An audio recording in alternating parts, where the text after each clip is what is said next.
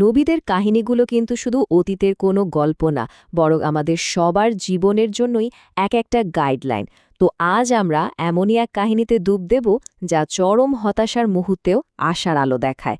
এটা ধৈর্য আর অনুশোচনার এক শক্তিশালী পাঠ, নবী ইউনুস আলাইসাল্লামের কাহিনী।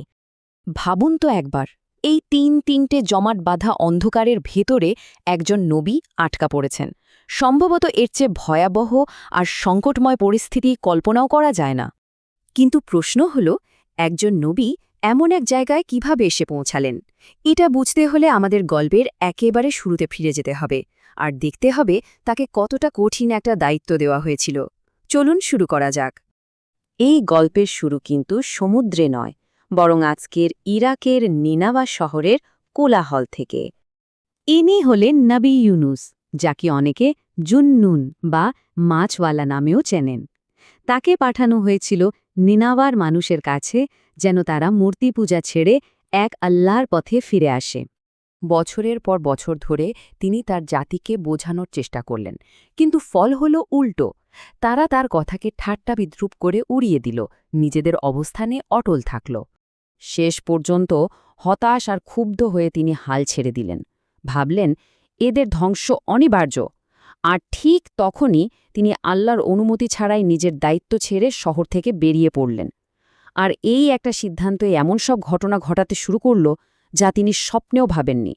অতীতকে পেছনে ফেলার চেষ্টায় নবী ইউনুস একটা জাহাজে উঠে পড়লেন, কিন্তু তিনি জানতেন না তার আসল পরীক্ষা তো কেবল শুরু হতে চলেছে। সমুদ্রে নামার পরেই এক ভয়ঙ্কর ঝড়ে জাহাজটা প্রায় ডুবতে বসেছিল। জাহাজের নাবিকদের মনে হল নিশ্চয় তাদের মধ্যে কোনো একজন অবাধ্য মানুষ আছে, যার কারণেই বিপদ। লোকটাকে খুঁজে বের করার জন্য লটারি করা হলো, আর 3 বারই নাম উঠল নবী ইউনুসের। তিনি তখন বুঝতে পারলেন এটা তারই ভুলের পরিণতি, তাই তিনি নিজেই উত্তাল সাগরে ঝাঁপ দিতে রাজি হলেন। তিনি সাগরে পড়ার সাথে সাথে আল্লাহর আদেশে একটা বিশাল মাছ এসে তাকে গিলে ফেলল। তবে এখানে একটা গুরুত্বপূর্ণ বিষয় হল, মাছটিকে আদেশ দেওয়া হয়েছিল তার কোনো ক্ষতি না করার জন্য। এর পেটটা তার জন্য কবর নয়, বরং একটা আশ্রয়স্থল হবে। তো চলুন আবার সেই অন্ধকারের দৃশ্যে ফিরে যাই, কারণ সেখানেই সেই চরম হতাশার মধ্যে নবীর এক গভীর উপলব্ধি হয়েছিল। মাছের পেটের সেই গভীরে তিনি তার প্রভুকে ডাকলেন, এমন এক দোয়া দিয়ে যা ছিল তার ভুল স্বীকার আর অনুশোচনার নিখুঁত প্রকাশ। এর মানে হল, আপনি ছাড়া কোনো উপাস্য নেই, আপনি পবিত্র, আর আমিই তো ভুল করেছি, আমিই জালিমদের একজন। এই এক বাক্যে তিনি আল্লাহর পরিপূর্ণতা আর নিজের মানবিক দুর্বলতা দুটোই স্বীকার করে নিলেন। বলা হয়, একটানা 40 দিন ধরে মাছের পেটের সেই নিশ্ছিদ্র অন্ধকারে এই দোয়াটিই ছিল তার একমাত্র সান্ত্বনা, তার একমাত্র অবলম্বন। অন্ধকারের ভেতর থেকে করা এত আন্তরিক একটা প্রার্থনা তো আর বৃথা যেতে পারে না, তাই না? চলুন দেখি এরপর কি ঘটল। আল্লাহ তার ডাকে সাড়া দিলেন। মাছটিকে আদেশ করা হলো তাকে একটা জনমানবহীন তীরে উগরে দেওয়ার জন্য। যখন তাকে বের করা হলো, তিনি ছিলেন খুবই অসুস্থ আর দুর্বল। কিন্তু আল্লাহ শুধু তাকে মুক্তিই দেননি, তার আরোগ্যের জন্য এক অলৌকিক ব্যবস্থা করলেন। সেখানে একটা লাউ গাছ গজিয়ে উঠল, যার বড় পাতা তাকে ছায়া দিচ্ছিল, ফল দিচ্ছিল, পুষ্টি আর পোকামাকড় থেকেও সুরক্ষা দিচ্ছিল। এই ছিল আল্লাহর করুণার এক অসাধারণ নিদর্শন।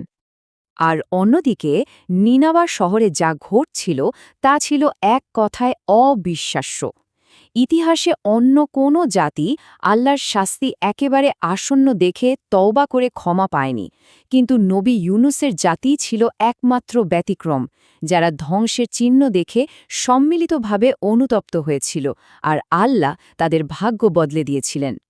তাই নবী ইউনুস যখন সুস্থ হয়ে তার শহরে ফিরে গেলেন, তিনি কোনো ধ্বংসস্তূপ দেখতে পেলেন না, বরং তিনি দেখলেন 1 লক্ষেরও বেশি বিশ্বাসীর এক নতুন সমাজ।